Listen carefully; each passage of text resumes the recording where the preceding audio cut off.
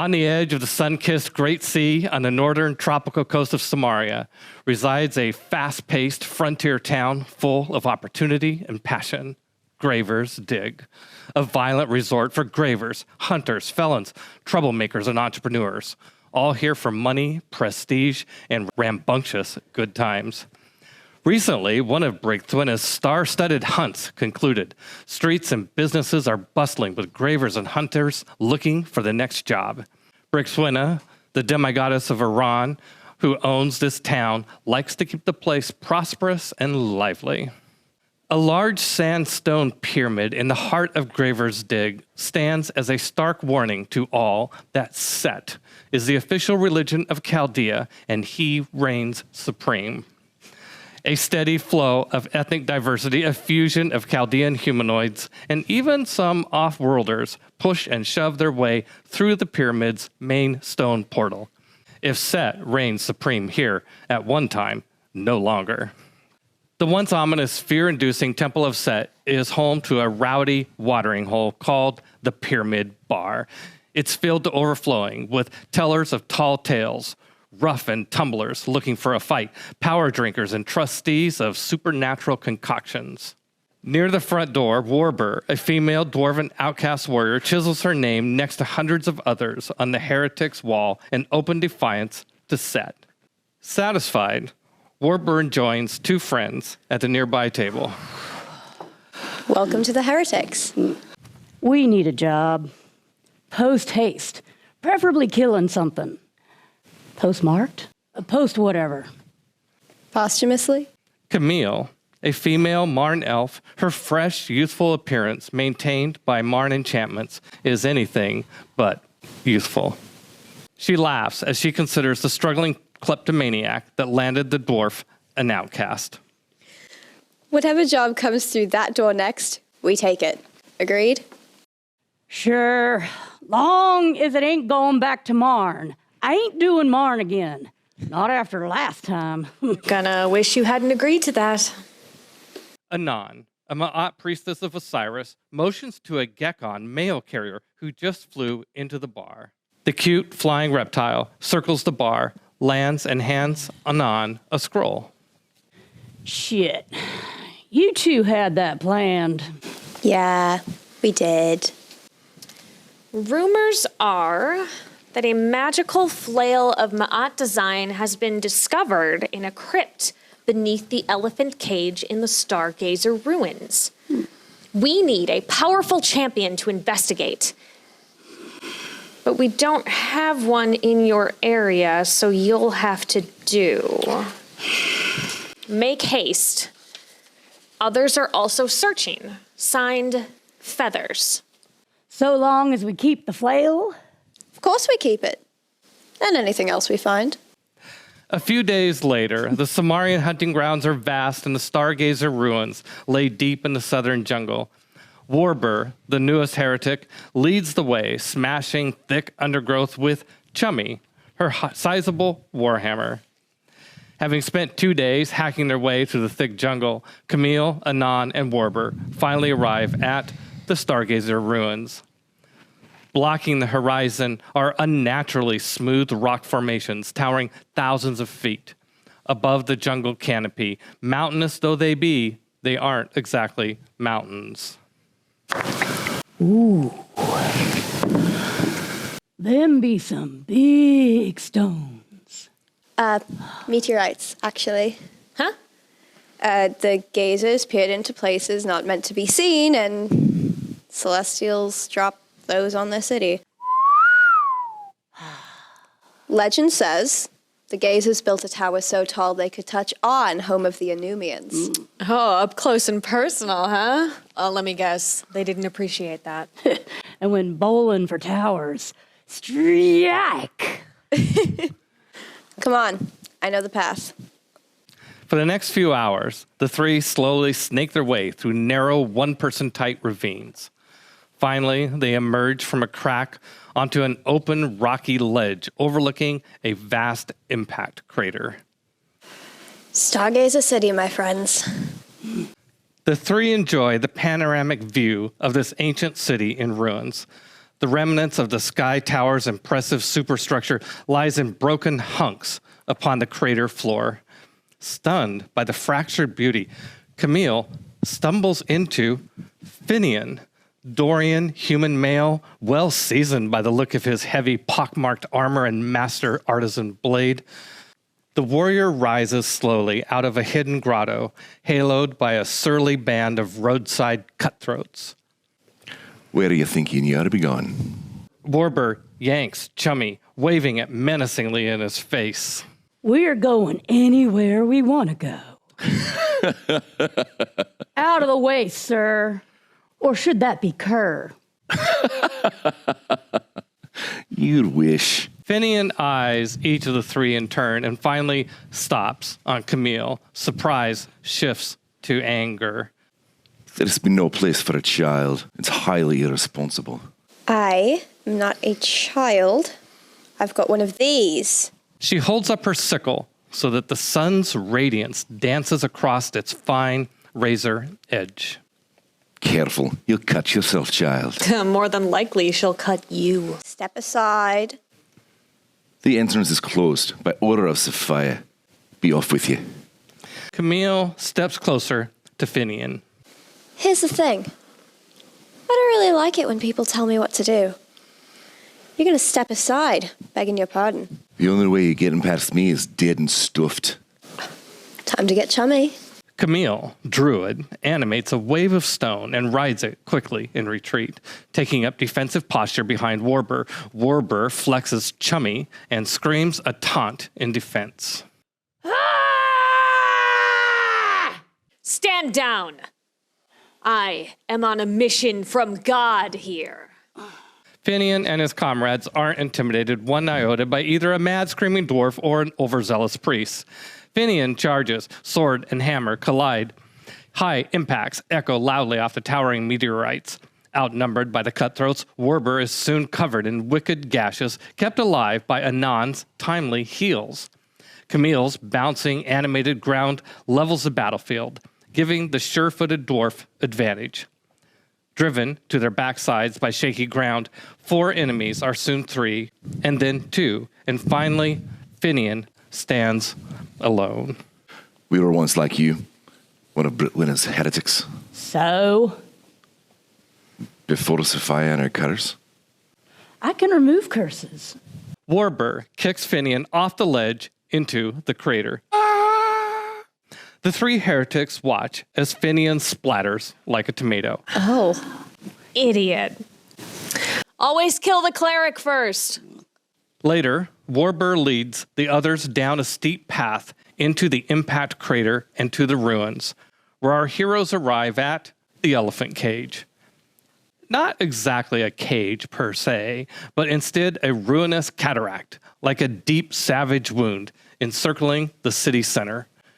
Trapped inside the wound like maggots feeding upon the festering corpse of Stargazer City is a herd of carnivorous elephants.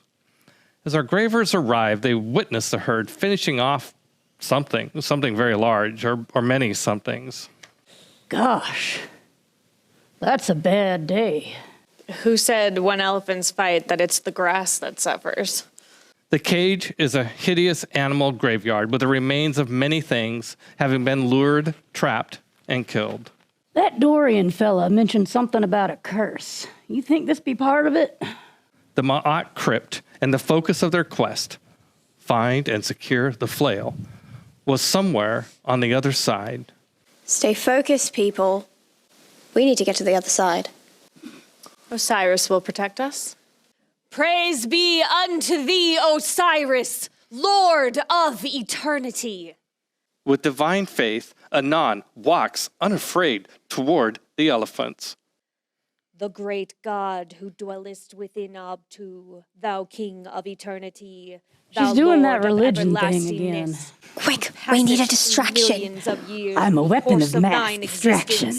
Protect Not me, that kind of your distraction. humble servant. Camille brushes the delicate tattoo on her cheek, pulling out the power of the Marn enchantment contained therein. Sound waves manifest, ripple like heat waves, painting the elephant's blood-stained hide with intricate Marn tattoos. In the distance, a crystal ping resonates, drawing the herd's attention. Slowly, all but one turn and follow the ping, like a carrot on a stick. Nice. But you missed one.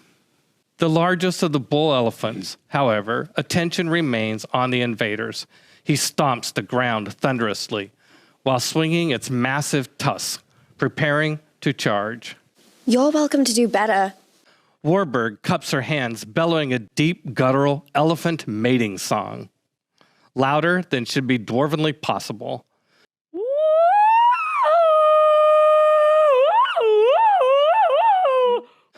Answering the call, a female elephant returns, nudges, caressing the bull with her long tusks. The bull stares for a beat at Warburg, groaning like a lovesick cow.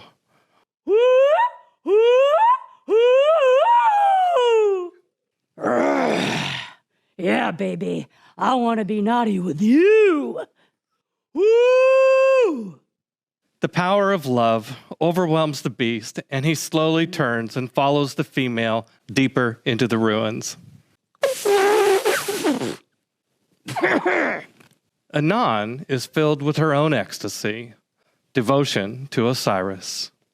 See, my God protects us. Warburg fakes a grin and gives a thumbs up. He's tremendous. The elephants, distracted and bemused by other things, the gravers quickly get to work, searching. Inside the ruins are wide gaping holes leading into the dark depths. Yeah. Crypts and dead things. And pharaonic treasures. We're here for the flail, remember? They steady their eagerness and slowly climb down vines and debris into Ma'at tombs. Beneath the tower branch out a vast subterranean network of chambers and hallways. On every wall and surface, hieroglyphic murals depict scenes of pharaonic gods. Family portrait. Why do you think I got the scroll? Smartass. Slowly, our graver infiltrators, led by Warburg and Chummy, progress through the dark innards. They discover many burial chambers, most boring, ransacked, and empty. Eventually, a faint glow leads them to a large, undisturbed chamber. The tomb of Watchit, the resting place of a once powerful Ma'at pharaoh. Warburg closes her eyes and inhales a deep chest full of subterranean, aged to perfection, rich atmosphere. Stone above me, stale air around me. Home becomes me. Anon covers her mouth and nose. The vile reek of infidels. Strewn about the chamber lay corpses of dead humanoids of all species, most long dead, while others appear more recent. Infidels as in non-believers or self-serving tomb robbers? Choose your answer carefully. A large limestone sarcophagus inlaid with precious metals stands enshrined on the far side of the chamber, and remarkably undisturbed. Whereas the tomb and sarcophagus suffered from centuries of decay, a golden nimbus from a pristine weapon beckons. Seems too easy. 20 easy for them, I reckon. Careful. One bad turn results in another. The dusty sarcophagus held a beautiful golden flail with chains made of long, sharp feathers. Booyah! I take this. I think not. This is my heritage. I'm wrestling you for it? You guys can wrestle later. In the meantime, let's infidel the shit out of this place. Camille was right. The chamber was loaded with treasures, everything required to sustain the pharaoh in the afterlife. Warburg pockets of fist-sized emerald scarab brooch. How is it that no one has successfully pilfered this place? A ghostly apparition materializes in front of the sarcophagus. Might be because of her. Sophia, Ma'at, female priestess of Set, surveys the room, taking note of first Warburg, then Camille, and lastly, Anon. Her eyes linger on Anon's religious trappings, and then her eyes narrow the slits, seeing the symbol of Osiris. Welcome and salutations. I am Sophia, high priest and concubine of Set, supreme god of evil, chaos, and storms. And snakes. Not really a fan. You are not welcome here. These two, however, are welcome. Camille slowly reaches out, swiping her hand through Sophia's diaphanous, ghostly visage. Please don't do it. It tickles. Warber, have you ever seen anything like this in all your pilfering days? Nothing like this. Huh. You are incredibly friendly for a ghostly apparition. Yeah, a little too friendly. It can become terribly lonely. Cursed down here, far away from the land of the living. Sophia glides eerily forward. So lonely. Warber retreats, careful to stay out of her reach. Anon scans the room and the many corpses, hundreds dead, accumulated over the decades. Did you kill all these people? Why have you come here? For the flail. Duh. We'll gladly take it and be on our way. No. You cannot have the flail. We're going to need that flail because we are on a mission from God. I'm on a mission from God, too. My mission is to not let you have that flail. Well, my God wants it more than your God wants to keep it. Are you literally just stuck here because of that flail? I think that's what happened. I came here to get the flail, much like you. She points to a set of black plate armor covered in thick dust and dirt, the corpse inside long past ripe. I defeated him long ago, and instead of receiving the flail, here I remain cursed for all time, its protector. Here's an idea. Instead of staying here, you come with us and continue to be the flail's protector. Win-win. Yes, we get the flail and you get to be free of this cursed place. Travel abroad. See the world, yeah? How about it? Warber performs a Chaldea salute. Who can argue with that logic? Sophia thinks. While the ghostly priestess considers Camille's offer, Warber launches into a historical retelling of how dwarven ghosts often protect clan valuables.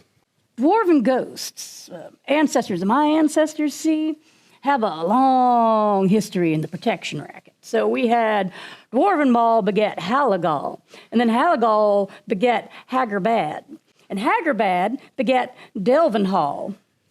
Is there a point to all these baguettes?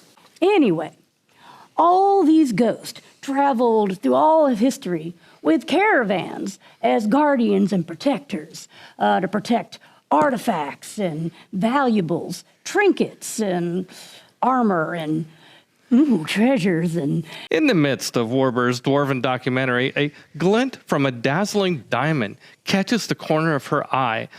Kleptomaniac muscle memory takes over her brain, and she nabs it. Sophia, who had been nodding off, driven to boredom by Warber's droning cadence, comes to life. Drop it or I'll drop you. Startled, Warber drops the diamond. Gosh darn it. Camille intercedes, drawing attention away from the floundering dwarf. I need protection. And the flail needs protection. I'm real little, you know. Camille can't help but talk with her sickle, a bloody stained sickle from years of use. I need help, and you can help me. No, not for a bloody second does Sophia buy it. Not even for an instant. The poor little Marn elf needs help. Stop. Please. Help itty bitty me. I know those Marn tattoos keep you unnaturally young. You're older than me. I will not let my age define me. The situation is going south quickly. Anon prays to Osiris, tapping into her divine magic. Reaching out, she touches her god directly. A shining beacon, a shaft of light from the outer planes illuminates the priest in divine glory. Sophia recoils as if slapped, her connection to Set cut. No! Anon moves to the sarcophagus and takes the flail. Follow me, Shade. Set, aid me! No, you answer to Osiris. Set! Osiris. Say his name and believe it. Anon puts a hand on the Shade's head. The shaft of light bathes Sophia, shearing away shadow and storm. Sophia stumbles, forced to her knees. Trembling, she looks up, hands lifted, eyes wide, tears flowing. Osiris! Rise, Sophia. You are free. I may be free of this crypt, but it is you who will never be free of me as long as you have the flail. It is my burden that my master has given me. Leave everything. It's counterfeit. Warber and Camille look sadly around the chamber, and the once pharaonic treasures that filled the room are gone. Warber turns out her pocket. The emerald scarab is a lump of stone. We were gonna thumb wrestle for that flail, right? Absolutely not. A week later, Anon, Camille, and Warber are back in Graver's Dig, back in the Pyramid Bar, back at the same bloody darn table where it all started. Except now, Sophia is with them. Warber is holding court, surrounded by bar patrons eager to hear tales of daring do at the Stargazer ruins. We faced a herd of carnivorous elephants. They were demonic, too. Yeah, demonic carnivorous elephants. Filthy with a reek of blood and decay. For the last week, the cock and bull story has grown more outlandish with each retelling. Warber did this weird mating call thing that I don't want to repeat because I'm far too young for that. We convinced this Shade, to come with us, and now we've got a new buddy. You have defiled this temple with your booze and philandering.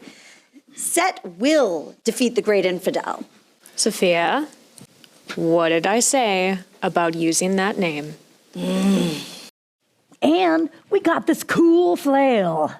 The Shade moves her ghostly hand through Anon. Stop that. It tickles. She does it again. Please stop. She ain't gonna stop. Like ever.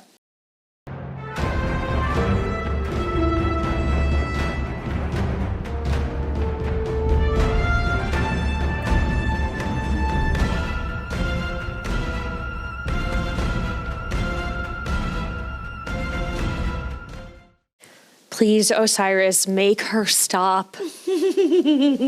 Please, just stop. I'm still here. Oh, wait, now that one actually felt kind of good.